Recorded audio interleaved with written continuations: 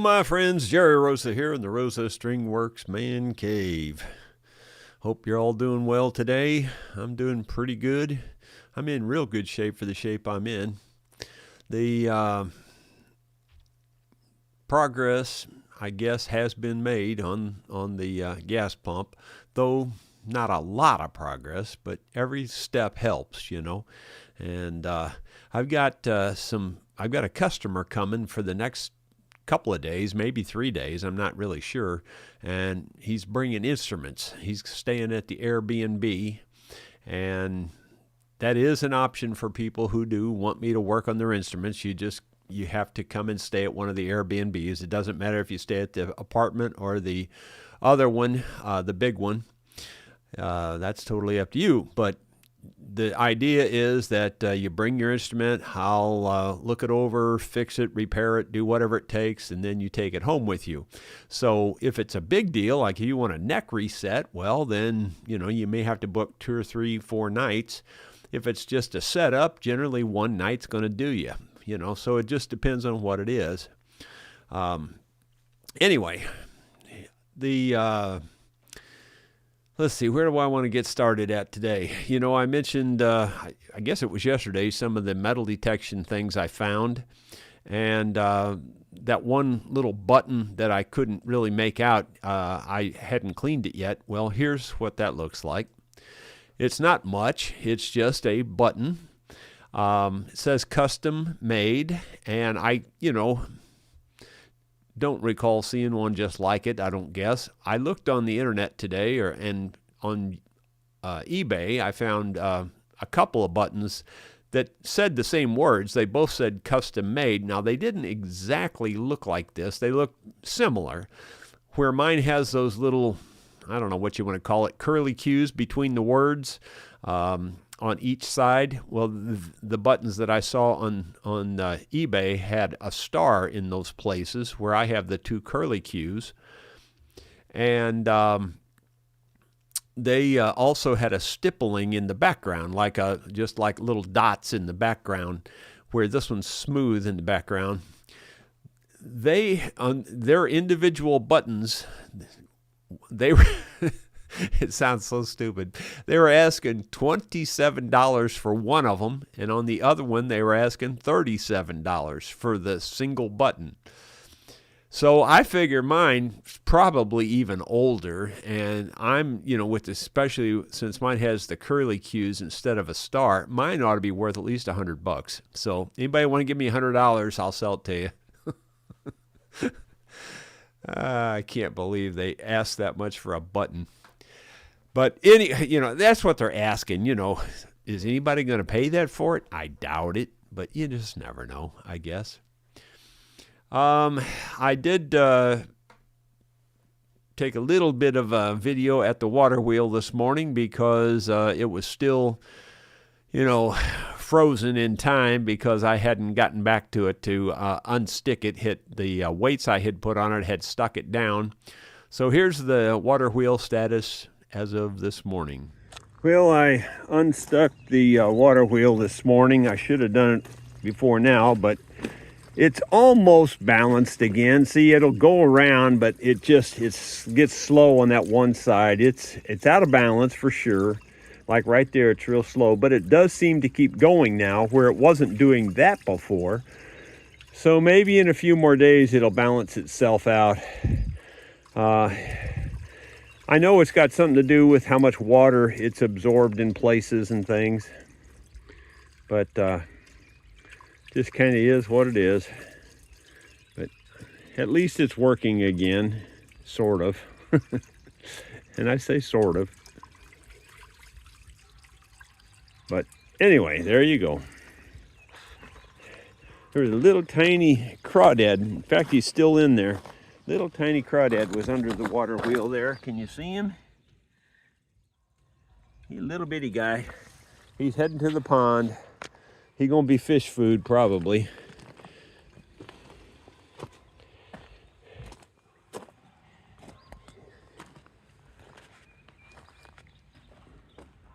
Pond, I can still see that heavy stuff all out in there. It's aggravating. I haven't had time to deal with that yet either. There's just so many things to try to take care of. Oh well, I guess I better get busy. Yep, just busy as I can be. And here's a little bit more video that I made this morning. It's Tuesday morning. It's threatening rain, but it still hasn't rained. According to Sue's weather guessers, we were supposed to have rain, you know, Monday, Tuesday, Wednesday, Thursday type thing. But I mean, it has rained a little bit overnight, I think Monday night or something. But anyway, here's the what the pump looks like with the new handle I made. This is the plastic handle I made for it instead of a piece of pipe. And that's what it looks like installed. I don't know if I actually showed that yet or not, so I thought I'd better just show it to you. I'm listening for the martins. I don't hear them. You can usually hear them. They make a lot of noise. So I don't think they're here yet, but I'll go down that way later and double check. Right now, I'm going to go in and maybe clean up, straighten up the shop. I've got a customer that's going to stay at the Airbnb, and he's bringing some instruments, and so I want to kind of clean up the whole mess and straighten up everything, because I have been working in here and haven't been straightening up as much as I should. Well, these are little rods that go on the top of the gas pump. You can see here I've cleaned these 5, and I still have 4 to clean yet on the wire wheel. I just thought I'd let you see what that looked like, and the before and the after there. Obviously, this will all be covered in a future video. I hope I've thought of a good system here to paint these. Kind of hard to hold them and, you know, paint them and all that. So what I thought I'd do is just stand them up here, screw them into the holes that I drilled, and they fit snug. They don't fit tight. But anyway, I thought I'd try that, and maybe it'll work, maybe it won't. Might be too close together. I try to keep them close so I don't waste too much paint, you know.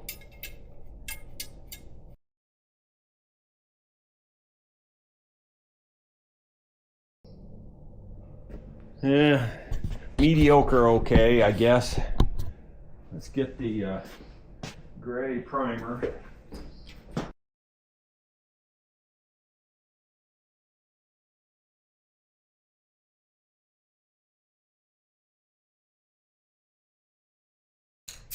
That's really not too bad considering what we're dealing with.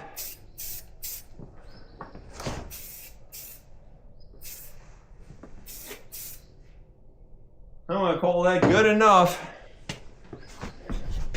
It's good enough for who it's for. In case you don't know how that works, those are the little rods that go, you know, there's a glass tube that sits on top of the gas pump. It's just a big glass deal. It's about 10 inches in diameter, and it goes all, you know, it goes up for about 2 feet. Well, those rods go, you know, they tie the lid, they pull the lid down tight on that glass, and of course the glass is sitting on the base, so they go between the lid and the base, and they just tighten down around that glass. Now, typically you would have some kind of a gasket, you know, there too. I'll probably make up some kind of a gasket. I don't know what I'll end up with, but I'm not going to worry about it being, you know, gas proof or holding gas or anything like that. I'm not going to worry about that because it's not where this is headed. I'm just doing it for looks. So anyway, that's that story. This afternoon I'll go down there and paint those red. While I was working on all that and cleaning up the shop this morning, this happened. Well, in the middle of cleaning up the shop, I got sidetracked. This angle grinder is one of about 4 or 5 that I have, but it's one I like to use, and it has quit working. You see here, I press the button, it doesn't work. Now, sometimes if you shake it, you might get it to work. Maybe if I spin it. I don't know.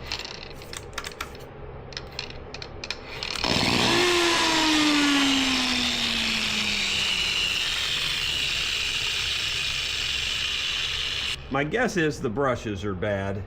That's just a guess. I don't really know. And is it fixable? I don't know. Is it worth it? I don't know. But I really like this one. It worked really good for many, many years. So I'm going to see if I can take it apart and see what happens.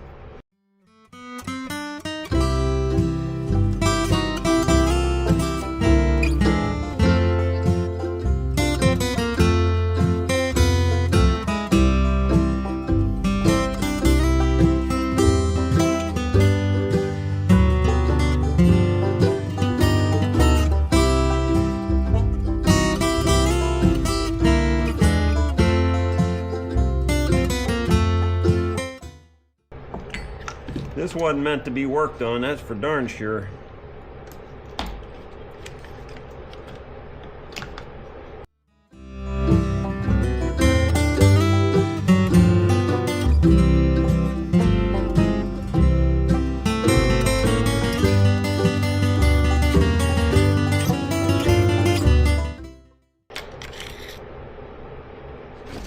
There we go. So that's what the brush, you know, is left. That's how much is left, and you can see it's wore through all the way through to the connector where it's soldered on. Yeah, I pretty much knew it was going to be the brushes. It always is on those little motors like that. The brushes wear out or wear through, and then that's one of the symptoms is they'll work intermittently. And if you spin it, it'll start like it did there in the video. When I spun it, it started. It's always a brush issue if that's what's happening. I mean, there's always other things that could be the issue, but if you have those symptoms and when you spin it, it starts, 99 times out of 100, it's going to be the brushes. So anyway, let me think. Is that everything I had for this morning? I believe it is. And since I haven't seen any offers pop up here to buy my button, all right, I'll reduce the price, $75. First one, $75. You got it. Let's see.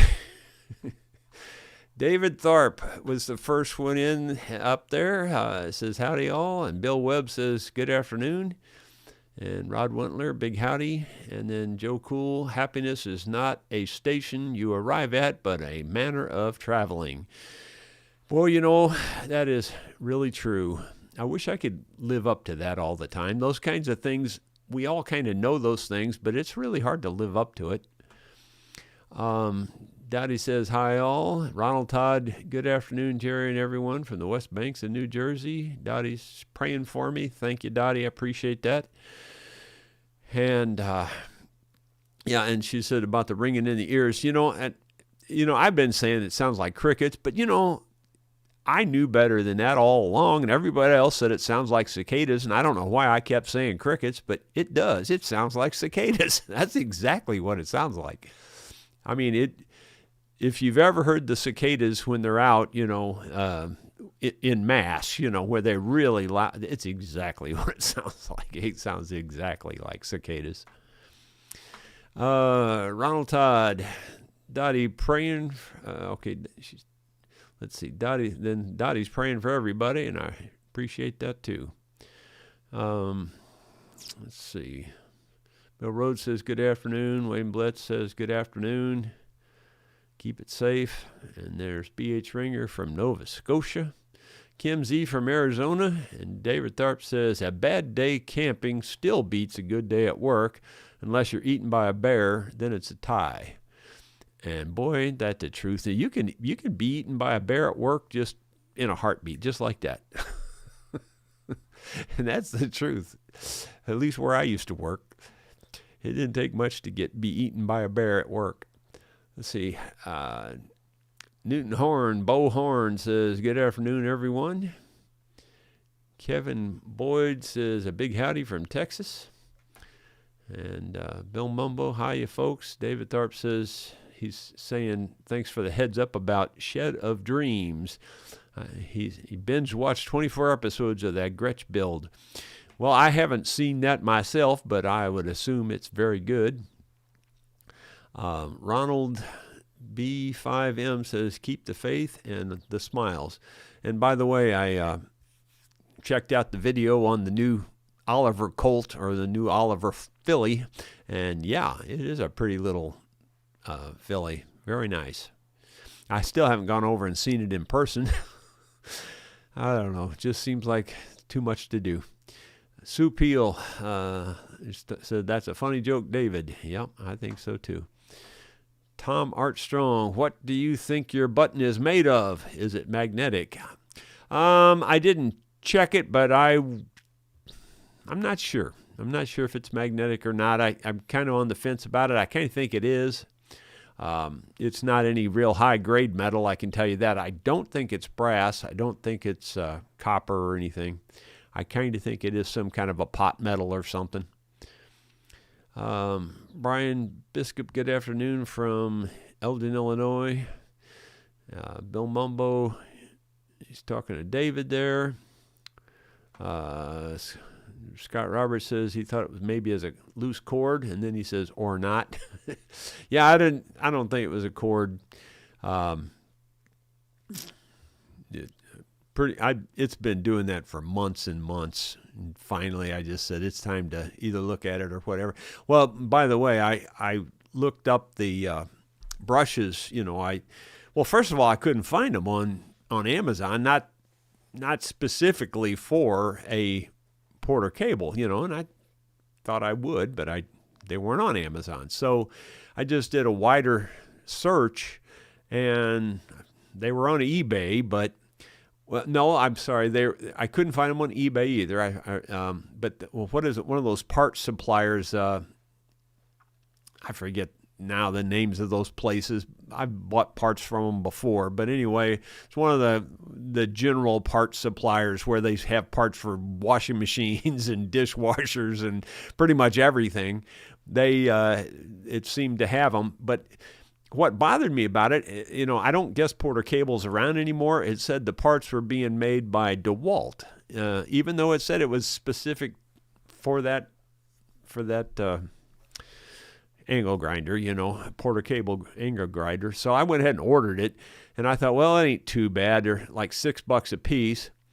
But then when you put the shipping on it, so I had to, it was $12 for the two. So the shipping was another $12. So it came out to $25. It's like, it's not hardly worth it in a way because you can buy an angle grinder so cheap these days. But I went ahead and ordered them anyway. I thought, what the heck? I don't like to throw stuff away. I just don't like to just throw it in the trash, because it just goes in a landfill somewhere. And I know people talk about recycle this, recycle that, and most of that's a big farce. Most of that doesn't really happen. I shouldn't say most. A bunch of it, a large percentage of that never actually happens. So anyway, Bill Mumbo, and plus there's not any good places to recycle anything around here. Bill Mumbo says, sad to hear that Neil Sedaka passed away a few days ago. Rest in peace. Very talented, decent man. Didn't really know him. Let's see. I think another one skipped there. BH Ringer says, welding shop I worked in used all Walter mini grinders, and usually the switches would go bad. Yeah, well, I haven't had any problem with switches. Well, I mean, I'm sure I've had some problem with some switches in my life. In fact, I know I have, but that's not the typical for me. Typical for me, it's the brushes. I couldn't even tell you how many brushes I've worn out on how many different tools. Just gazillions. Mike Saba. Jerry, I was wondering if Isaac got into his diesel mechanic school he applied for. Well, I'm not 100% sure myself. I had been asking him about it, and it sounded like there was a problem, a politics type problem. I forget now, because he was recently homeschooled, and that mechanic school only takes funding through the public school district. That's the only way they take their funding. You can't pay for it privately or anything. And now the Newburgh school, I guess, is balking at it because he was homeschooled the last year or so. So I don't know. It's just the typical crud. It's just never just straightforward, So I'm hoping he gets to go there anyway, but I'm not sure he's going to. Empress John, Jerry, do you ever have a problem with the paint spray inside your shop? I get it on everything when I spray inside. I guess if I sprayed a lot, I probably would, but overall, I don't see it as much of a problem. I really don't.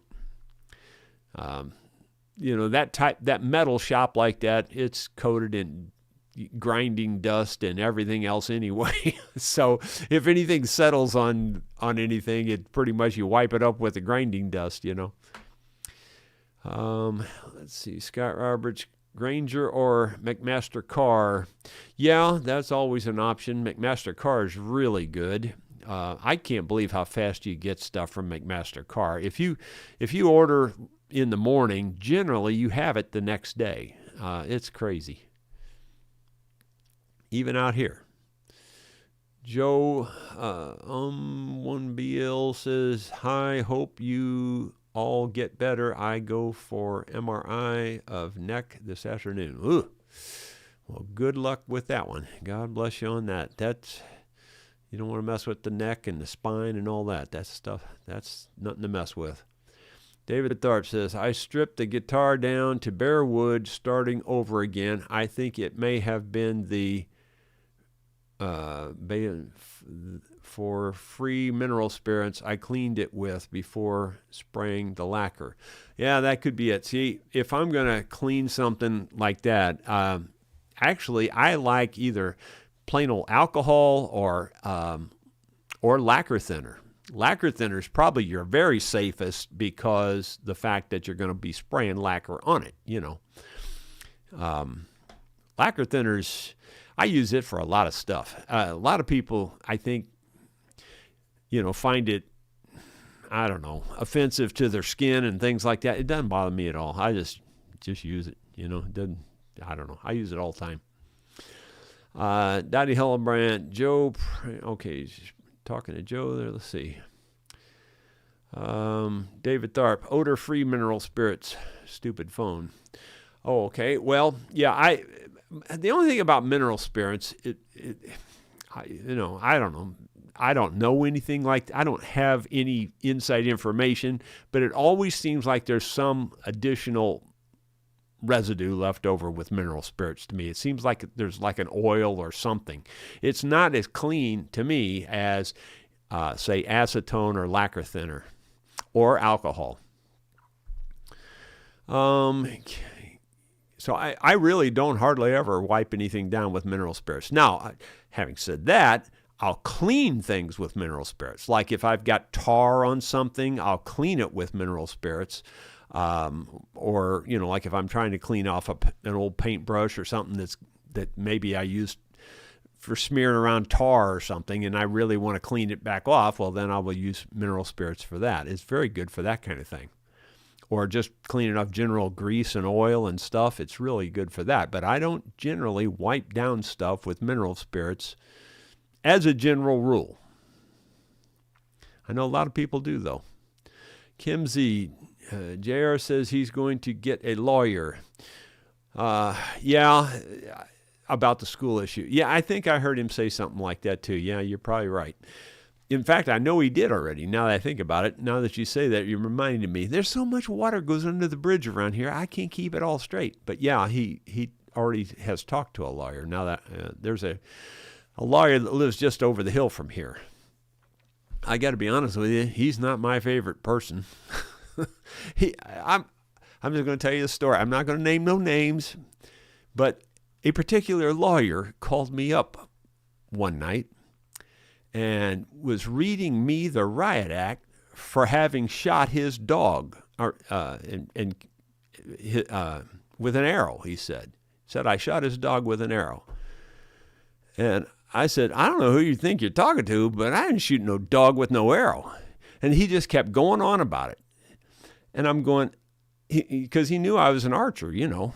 A lot of people know about me and my archery. So anyway, he just up and down about it, you know. And I kept saying, I didn't shoot your dog. I said, listen, mister, I'm going to tell you something right now. Had I shot your dog with an arrow, I guarantee you, you'd have never known it. He'd have never made it home, because I don't miss when I'm shooting like that. I said, I didn't shoot your dog. Where did he get off coming like, so he's not one of my favorite people. So there you go.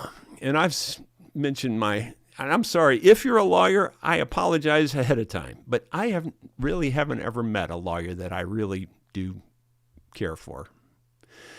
There was a couple at Southwestern Bell. They were on the edge. I could almost like them. Almost. But just almost. Sorry, I can't help it. It's just been my experience. Let's see. Chip, I don't even know why you guys bother watching me, because I'm such an idiot. Chipwood, public school funded by taxpayer dollars. Thank the peanut farmer for that. Shouldn't be any problem getting Isaac in. Yeah, well, yeah, but I guess he was homeschooled or whatever, and I don't know, they're fighting it somehow or another. David, I don't know. It just is what it is around it. You know, everything's like that. If you get me involved in it, I can tell you for sure. David Tharp says, what lawyer is or could be your favorite person? I can't think of any particular lawyer that I know that would be my favorite person. In fact, every lawyer I've ever had to deal with in any official capacity, I feel like I had to go take a shower or take a bath after I shook their hand, you know. I just slime balls, all the ones I've met. And I'm sorry, I don't mean to be offensive to you. You could be the nicest guy in the world and be a lawyer, and that's just fine, but I haven't met you. I don't know. It's the one that really, really, really got under my skin was the lawyer that, I've talked about our photographer friend, Jack Zerd. He was a world famous photographer. He really was. And he had quite an estate, quite a big place and everything.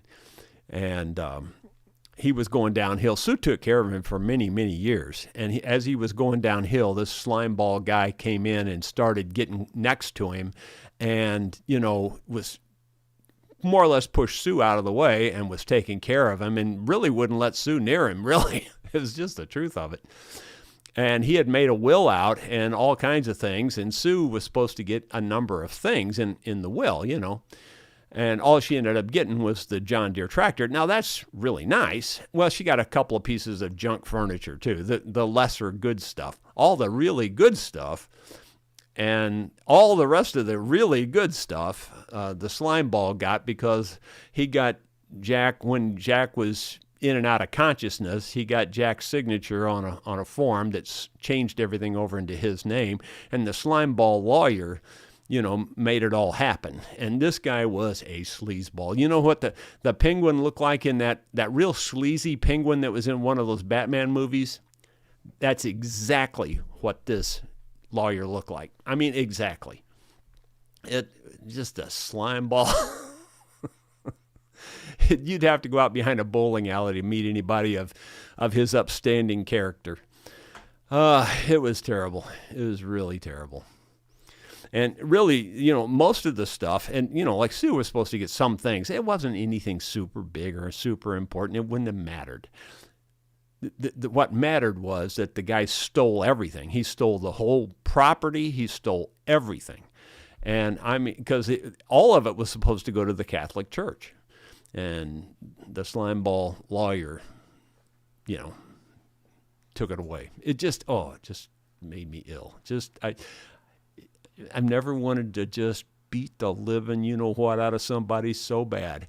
But I did tell him to his face what I thought of him, and you can imagine just about how I said it, too. And I said it just about like you would expect. I wanted to punch him in the face so bad, but I knew being a lawyer, I'd just be in for trouble if I did. Let's see. Bill Mumbo. I like Perry Mason. You guys just have to get me on a rant every day, don't you? Johan B5833. Be glad you never needed a lawyer. Don't need to be a nice guy. Needs to get the work done. Yeah, I get where you're coming from in that regard, but yeah, I don't know. I still would rather have a nice guy. I'd just rather have an honest guy. Even if I lose, I'd rather have an honest guy. David Tharp, seems like most politicians are lawyers of some kind. Yeah, a lot of them are. Lyndon Bum, lawyers. I didn't mean to get a thing started on lawyers. Lawyers, a big reason why insurance costs are so. That's true, too. Empress John, he on lawyers. Notice all our politicians are lawyers. Boy, that's for sure. Wavy Gravy, I almost got in a wreck once when I looked over and saw a lawyer with his hands in his own pockets. I guess I'm not the only one that feels that way about most lawyers. Again, I'm sure there are some really good ones out there. I'm sure there are. It's just I haven't met them. Joe, 1BL. Always trust your lawyer just like the government. Yeah. Bill Mumbo. Burgess Meredith, Penguin. Yeah, well, no, that was in the Batman series on TV. I'm talking about the real slime ball one that was in one of the remakes of the movies. There was where he was living underground, like he was a slime ball looking thing. I mean, like seriously slime ball looking. That's exactly. I'm not just saying it because he's a scumbag lawyer that he was. I'm saying that's exactly what this guy looked like. He looked just like that character in that movie. I don't know if you saw that. Ronald Todd says, rant alert. Scott Roberts, why don't you chill yourself out with a nice Bob rant? Now that probably raised my blood pressure to the point where I'd have a stroke. That would be another liar rant. Okay. David Tharp, sharks don't eat lawyers, professional courtesy. Hugh Connor, did the lawyer bill you for a phone call about his dog? No, he didn't, but it wouldn't surprise me. No, I can't remember all the things he said. This is about 15 years ago, maybe 20 years ago. It was a long time ago. But, it was just out of the blue. I had no idea. He called up and he said, he was this so-and-so, and I knew who he was. And, yeah, just a scumbag. But, and another thing is, again, I'm not naming no names, but supposedly the same lawyer, and allegedly, let's just say, was in trouble with drugs, and apparently, was arrested and jailed for that kind of thing too. So there you go. That kind of give you the idea of who we're talking about anyway. So that was, and I don't know any of the details on that. I didn't look it up. I just had heard about it that it was in the newspaper that he had been arrested. Now this was a long time ago too, maybe another 10 years ago or so. Or more. Empress John made my day. Glad we all think alike. Joke time, great. Well, I'm just telling you like it is. It's exactly how it happened. It's really, yeah. I just haven't had good experiences with lawyers. I really haven't. Like I said, the only ones that were marginal were the ones I dealt with at Southwestern Bell, and they seem like nice guys. That's what they seem like. I didn't know them all that well and didn't have to deal with them on a personal level, so I don't know. Scott Roberts, I've got a great lawyer story to tell you, but there's not enough room to do it in this format. Email it to you. Well, if you want to, you can. David Tharp, thumbs up, folks. Cup of Cool. I'm feeling slow today, so exactly what are you saying about lawyers, Jerry? So I'm assuming you're... No, okay, I get you. All right. No, I'm not saying anything negative about them.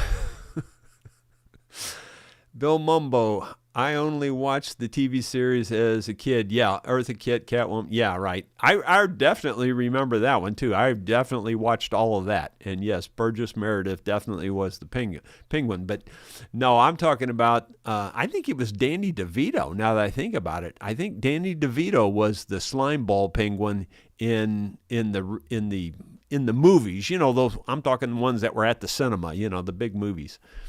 And I can't remember which one it was. It was, I don't think it was the first one that they put out, but it was maybe the second or third one. I'm not really sure. Can't remember, but the Penguin was a big player in that movie, and he was, I think it was Danny DeVito, and he was dressed exactly like a slime ball. And that's exactly what this lawyer looked like. Let's see. Okay, BMW 65 String Works. Oh, that's Bill Webb. Okay, guys, I guess that's going to be it. I'm going to go down there and put some red paint on those little rods, and who knows, maybe by tomorrow I'll be finished with that whole thing and get the whole thing stood up there. That would be nice. Bill Mumbo says, yes, Danny DeVito was correct. Yes, that's the one I'm talking about. Is if you can picture that character, and he just seemed like a slime ball character. He really did. Well, that's exactly what this lawyer reminded me of. And I'm not just saying it because I had a bad thing with him. I'm saying that's exactly what the guy looked like. He looked like that guy.